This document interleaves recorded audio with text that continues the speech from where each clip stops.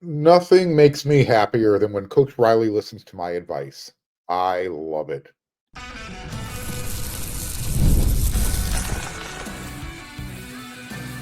You are Locked On Trojans, your daily podcast on the USC Trojans. Part of the Locked On Podcast Network, your team every day. Hey, fight on, everyone. I'm your host, Marc, and thank you for making Locked On USC part of the Locked On Network your first listen every day, whether you're watching the show on YouTube, wherever you're going to download this podcast. This show is going to be free, and I am going to appreciate your support. You can get into the season with a big return on FanDuel. Now, new customers, you can place a $5 bet. You're going to get started with $150 in bonus bets if you win your first $5 bet. Visit FanDuel.com to get started. You can probably tell I'm in a good mood. USC won. They beat Nebraska 28-20 because they did the simple things. If you're an everyday listener to the show, my everyday listeners, you heard me say on Friday's episode of Locked On USC, if USC will run the ball, have a balanced offense, they'll win. They'll be just fine. I said specifically, offensively, USC is sneaky good running the ball, and they'd be less sneaky good if Coach Riley would commit to running the ball more. The goal is to have a balanced offense. Check out these stats. Here's our instant reaction show. Saturday night, USC big winner, 28-20 over Nebraska. Check out these stats. Pretty impressive. Balanced offense. USC had 441 total yards. Not bad. 259 yards passing, 182 running the ball. 182 yards running the ball. Jayden Maiava, 25 for 35 throwing, 259, 3 touchdowns, 1 interception. We'll talk about Jayden a little bit more coming up. The rushing numbers, these are great. Woody Marks, 19 attempts, 146 yards. Oh, by the way, he's over the 1,000-yard threshold. Jayden Maiava, he carried it 5 times, 20 yards. Quentin Joyner got in the act. He ran it 7 times, 19 yards. Had a couple TFLs. He also had some really nice runs. So everything averages out. Joyner is the man going forward next year. Excuse me.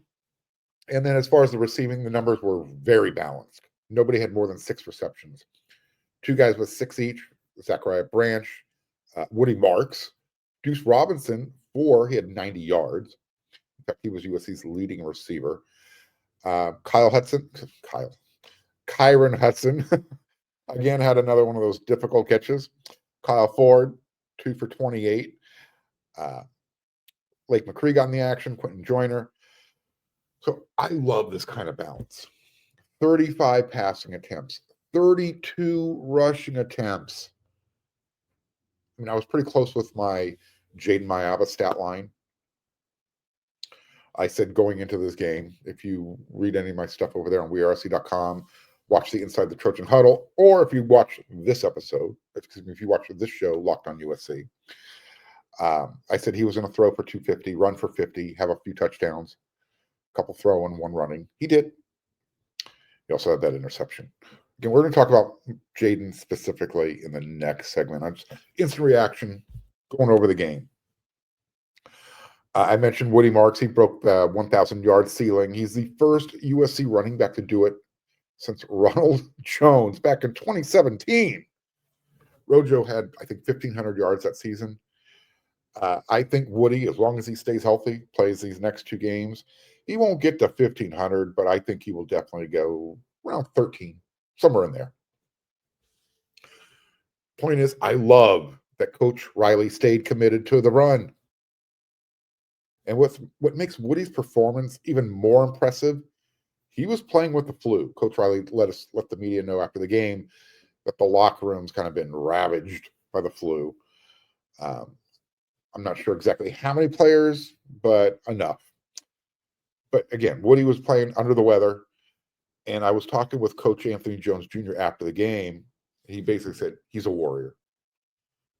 He had some other really nice things to say, but that was a private conversation.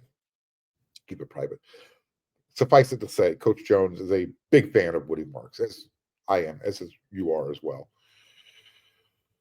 Part of my notes and observation report that's going to get published on wearesc.com, I don't know, sometime later tonight.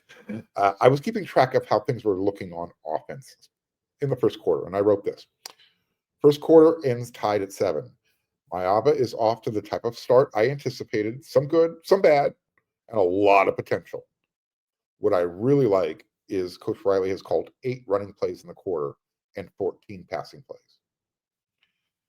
I'm glad he did not abandon the run. When USC, on their first drive, 6 plays, they only ran the ball 1 time. They picked up no yards, but he stuck with it. So I can live with that, 2 plus minus ratio. Again, you had a total of 22 plays in the first quarter, 11 passes, 11 runs would have been perfect. 10 and 2 would have been acceptable. I can live with 8 and 14. I can live with that.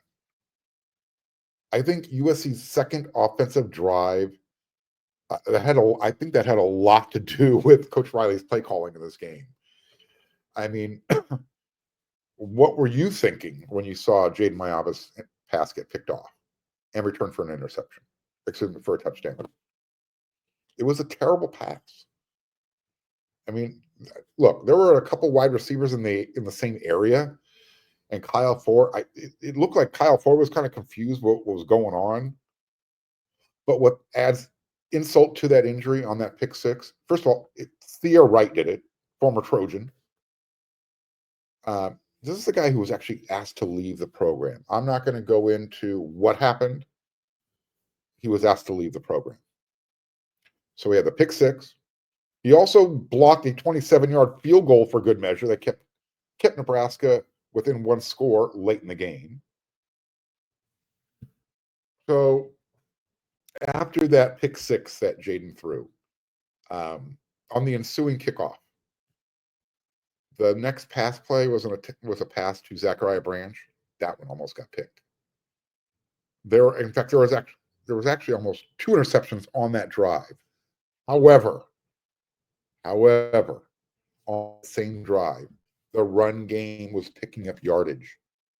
And then eventually Zachariah Branch, he got his touchdown. And it was a physical run. He broke a tackle along the sideline to make sure he got into the end zone. So that was impressive to watch. This game was chippy. I was kind of surprised how chippy it was, in fact. At the beginning of the game, I don't know, hour before, not longer, much longer, 2 hours before the game, during warm-ups, there was a slight small altercation at the SC logo at midfield. As you know, the USC defensive line, they like to get over there around the SC logo, I call it a soul circle, arms around each other's shoulders, swaying back and forth, just making sure everybody's on the same page, what the expectations are for the game, yada, yada, yada. Well, Nebraska, they decided, we're going to kind of just move on in here and push our way in. Again, a little bit of pushing, a little bit of shoving, a lot of this, a lot more squawking back and forth. Sam Green got involved in it. But that wasn't the end. After the last warm-ups, when the teams were in uniform, the Nebraska team was going up the tunnel first, back to the locker room. And the end of the line, they were kind of lollygagging, dragging. And the USC players, they want to run up the tunnel. They want to get into the locker room. Well, the referees were between Nebraska and between USC. They're trying to be that buffer zone, be the neutral country. Some of the USC players were getting frustrated with how long it was taking. They ran around the referees. All of a sudden, you see the referees take off up the tunnel. I don't think anything nefarious happened in there. Just saying, there was a lot of energy pregame. Excuse me. And then again, on the field during the game, you had Mackay Lemon, Zachariah Branch, Sia Wright. They were tripping back and forth at each other. In fact, Zachariah and Mackay each got a unsportsmanlike penalty called on them. Jide Abasiri, he had an illegal hands to the face. That wiped out a TFL that Cameron Fountain had.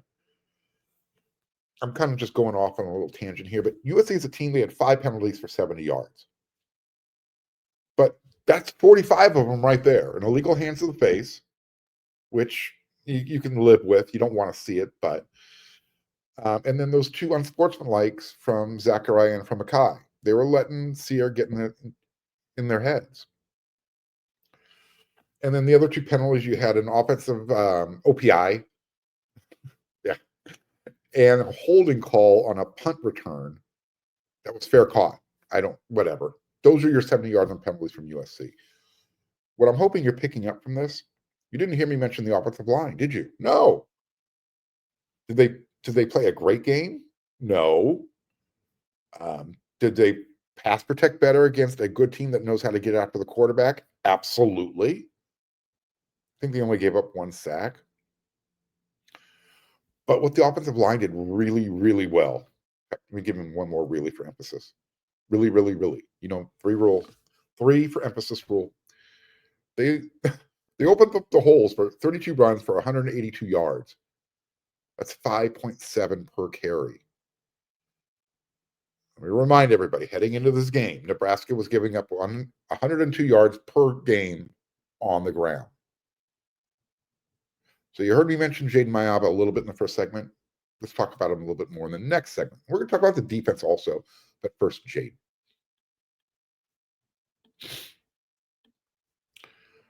As you know, 2 great things come out of the state of Nebraska. Their football program and Omaha Steaks. Nothing delivers comfort and joy quite like the unrivaled quality and taste of Omaha Steaks. This year, skip the holiday hustle and bustle and save 50% on gourmet gifts site-wide at omahasteaks.com. Plus, you're going to get a $30 reward card when you shop early. And you're going to score an extra $30 off with promo code COLLEGE. With 5 generations of experience, they consistently deliver the world's best steak experience, and the gifting experts at Omaha Steaks have made it easy to deliver the perfect gift with thoughtfully curated gift packages starting at $89.99. From legendary steaks to mouthwatering desserts and more, save 50% off site-wide at omahasteaks.com. Plus, our listeners are going to get an extra $30 off with a promo code COLLEGE and a $30 reward card when you shop early. That's 50% off at Omaha, OMAHA steaks.com, and an extra $30 off with promo code COLLEGE. Minimum purchase may apply.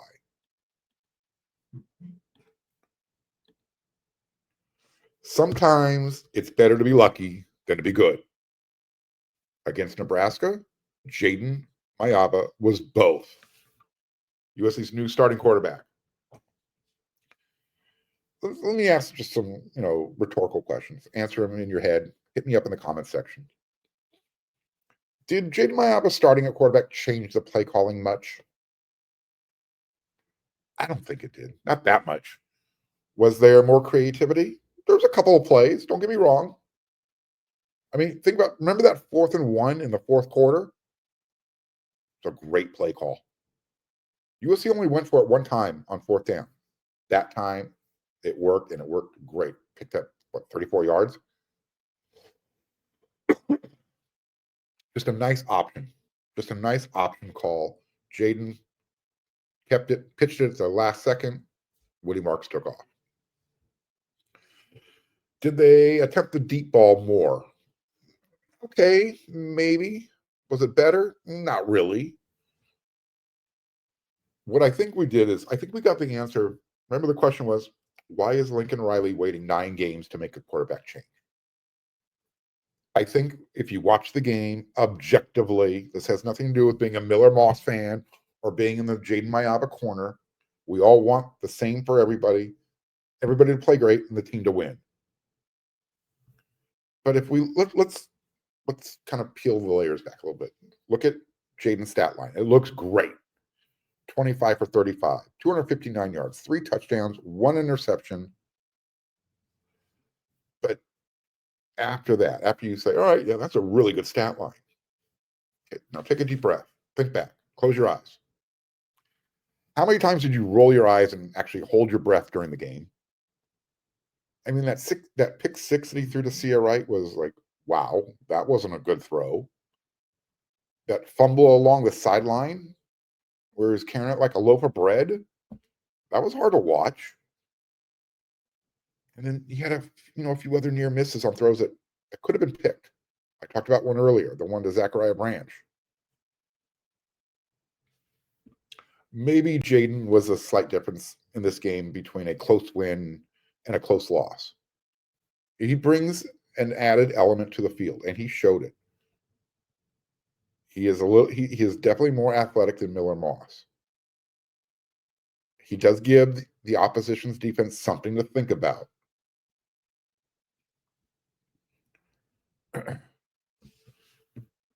So I think overall, I think he played a really good game.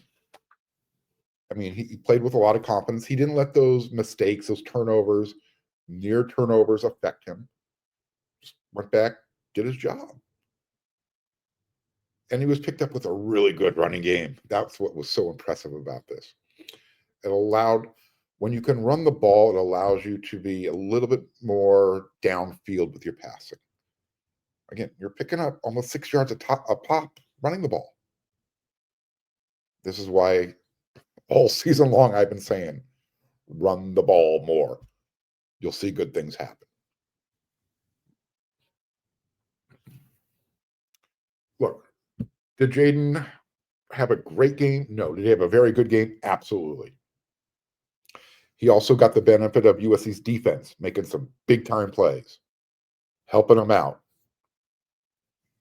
Look, I thought Jayden threw some really good passes, also some ugly ones, some marginal ones. That dime that he threw, that he dropped into Deuce Robinson's hands on that long 40-yard touchdown, the ball was in the air for what, maybe 25, 30 yards? Deuce did the rest. It was a pretty ball, though. Perfect arc, caught him in stride. Beautiful.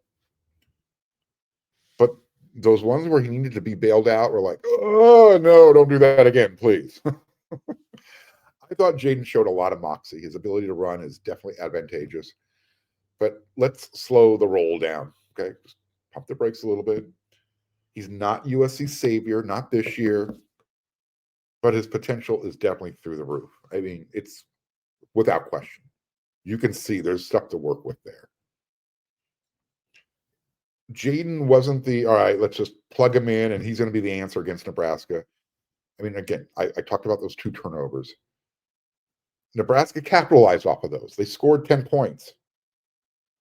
So you got to cut those out. You're saying, well, what about Miller Moss and all those? We're talking about this game. This is Jayden's team for what appears to be the rest of the season. Let's stay focused. Again, I'm not trying to compare Miller to Jayden right now. We're talking about Jayden's performance in this game. And he got better as the game went along, as he should, got more comfortable. But and really, I think that's the difference between USC winning easily and unfortunately just leading 21-20 when the fourth quarter was starting. USC's been there too many times. I mentioned a couple minutes ago that the defense deserves some credit as well. Look, this group, I don't think anybody would describe them as dominant, but they make plays. They keep the team in every single game. They find ways to make the opponent's offense go, why is it so hard? I don't think you can point to one individual defensive player in this game. But I thought Jalen Smith played an outstanding game. Had the interception early. He is a physical tackler. I won't call him a shutdown, but he'll take away half the field. Greedy Vance after the game, first of all, he sealed the deal with that interception in the end zone, the last play of the game. He said after the game, he doesn't understand why anybody throws against Jalen. He kind of like, why are you guys doing that? You're not going to beat him. Kamari Ramsey, he was back playing. Some huge plays during the game. I think when he's out there, it helps. USC's defense gave up I think that Nebraska's offense was averaging 5 yards per play. They had 1 long touchdown. I mentioned Greedy Vance. That interception was huge. And after the game, I watched him. He was signing autographs for the kids in the end zone. Thumbs up for me on that. Look, here's what you need to know about USC's defense. This is how efficient they were. And I get it. Nebraska hasn't been the greatest offense for the last month and a half. But Nebraska had 4 drives that went more than 23 yards in this game. Just 4. And those ended in a touchdown, a field goal, and 2 interceptions. USC's defense is pulling their weight. But look, they are who they are. Doesn't matter who the quarterback is, doesn't matter who you're playing. USC was again another dogfight in the fourth quarter. And it was against a Nebraska team that was struggling offensively. I look, in this game, you want to give USC's defense some credit as well for Nebraska's offensive woes. But they were struggling when they got to LA. I think they'd scored 58 points over their previous 4 games combined. They were able to score 20 against USC, albeit 6 of them did come on a pick 6. So, on that positive note, USC's defense held Nebraska's offense to 14 points. USC's defense did a really nice job.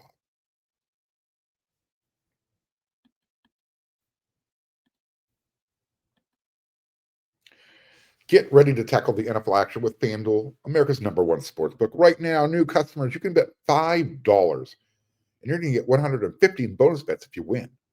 The FanDuel Sportsbook app gives you everything you need to place live bets on the NFL, and you can do it all in one place.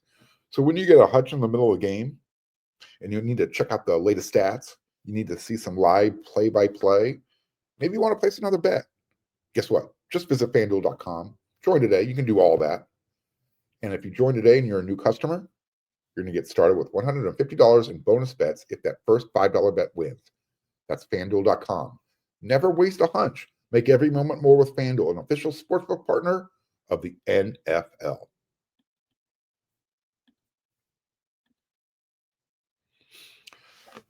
You know what? I want to talk about one more thing before we close out this instant reaction show. USC beat Nebraska 28-20. There was a lot of people in attendance. The announced crowd was 75,000. As you know, capacity is 77,000. I'm not going to push the issue on how many people were actually there when the stadium finally filled up. Took a quarter, but it happened. But there was a lot of recruits at the game. And the recruits who did show up, they saw a great game. I'm just going to drop a few names on you. So at the end of the game, I'm standing on the field watching the teams come, one team celebrate, the other one going back up the tunnel to the locker room. And standing right in front of me, right next to me, Sam Green. Guess who he's chopping it up with? Floyd Boucard. I knew Floyd was big. I did not realize he was this big. He looks, I thought Sam was talking to maybe his dad, an uncle, older brother. Floyd looks like a man. I'm thinking, oh man, that's going to be on USC's defensive line next year.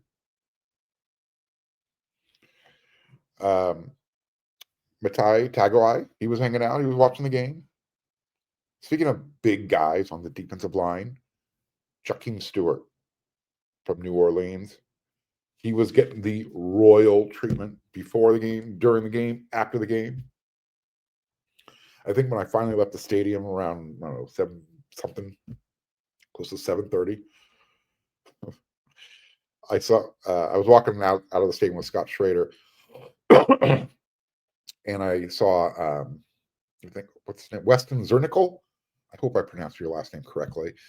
He works in the USC.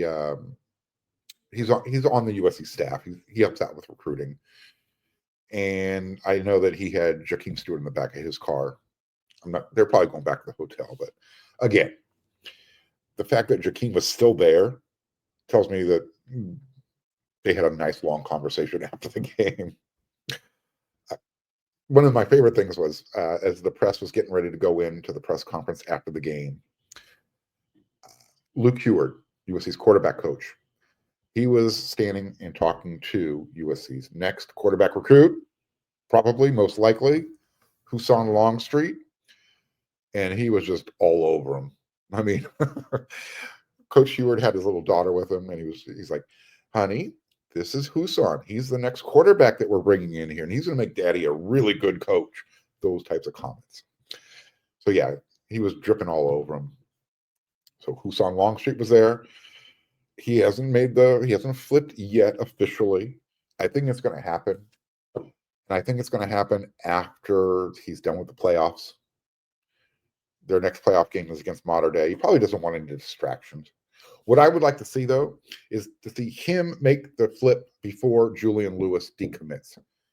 It's purely from an optics perspective. Make it look like USC is making the move, not reacting to the move. And again, I think his upside is so much greater than Julian's. This isn't, I didn't want him anyways. If you are an everyday listener, viewer of the Locked on USC show, you know where I stand on Julian Lewis and his recruiting. I'm not upset at how this is playing out. Others who are in attendance: commit Xavier Griffin, 2026, Madden Reardon. Oh, speaking of big dudes, Elijah Vicona, offensive tackle, Rancho Santa Margarita. He's gotten a lot better this season, moving really well, nimble feet. As he continues to get as he continues to let his body develop, and he gets inside USC's weight room, good stuff coming. Another commit, Jayden Maiava. In fact, he was on his official visit to USC this weekend. I mentioned the name last week, defensive end, Toby Hastrup, defensive end from Houston, Texas. He was at the game. That's one of the guys they're looking at to replace Hayden Lowe, who decommitted and committed to Miami same day. Others in attendance: Tristan Castro, commitment. R.J. Sermons, class of 2026, legacy. He was there. What I'm trying to say is USC had a long, illustrious list of recruits, and they all left with a big smile on their face. You want to get some real good insight on how things played out with the recruits at the game? When you're done watching this episode, head on over to wearesc.com. Scott Schrader's got a full breakdown. He's our recruiting guru. He's thinking right now, if Thanos, Joaquin Stewart, had to make a commitment, he's coming to USC. That's not me saying it. That's Scott Schrader saying it. I'll give you my opinion next week on the next episode of Locked on USC. This was just my instant reaction. USC 28, Nebraska 20. I love doing the show with a smile. A lot better, a lot more fun, because I hate negative energy. So I will be back with another episode back tomorrow. So until that happens, everyone, you know what to do.